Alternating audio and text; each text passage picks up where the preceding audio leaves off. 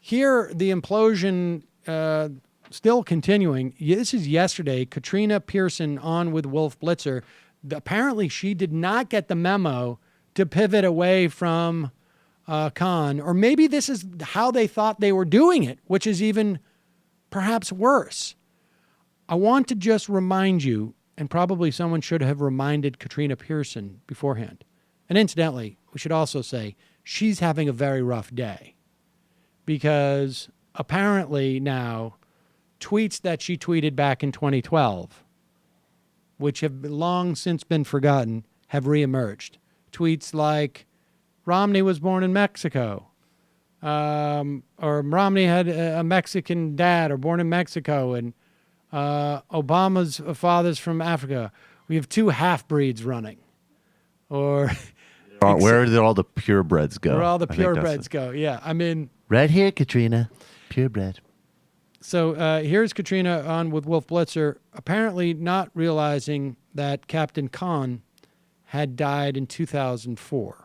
Said, I apologize to the family. Has he said any of those things? He has honored the service of the son, and that's what Eric Trump was speaking about. But he hasn't apologized to the mother or the father of that fallen U.S. soldier. Just out of curiosity, what exactly is Mr. Trump supposed to be apologizing for? Just so that I'm clear. Well, he raised questions about the mother, for example, why she didn't speak. This was a woman who was grieving for her son, and he was raising all sorts of questions about why she didn't speak alongside her husband at the Democratic convention. Was that appropriate? Well, if you watch that interview, though, Wolf, it came up because of the reports that he was discussing that had come out about Mr. Khan having this fee for service of bringing in Muslims and writing laws or law briefs for Sharia law. How is that a far-fetched assumption? Wasn't he disrespectful, though, to that Gold Star family? Disrespectful by defending himself? He didn't say anything about the son. In fact, he honored his service. The only thing he said, Wolf, is basically, this man knows nothing about me. Why is he criticizing me? How is that an attack? Well, most people would have just said, you know what, this family has lost a son, a hero, fought on the battle, prevented some of his fellow soldiers from dying by going into that suicide, that car bombing, if you will. I'm not going to get into a discussion of back and forth. I praise this family, I praise the son, and move on. He didn't have to go back and forth and respond to all of the statements made by the father. But surely you can understand the confusion, considering how Donald Trump never voted for the Iraq war. Hillary Clinton did. And then she didn't support the troops to have what they need. It was under Barack Obama and Hillary Clinton that changed the rules of engagements that probably cost his life. So I don't understand why it's so hard to understand why Donald Trump was confused.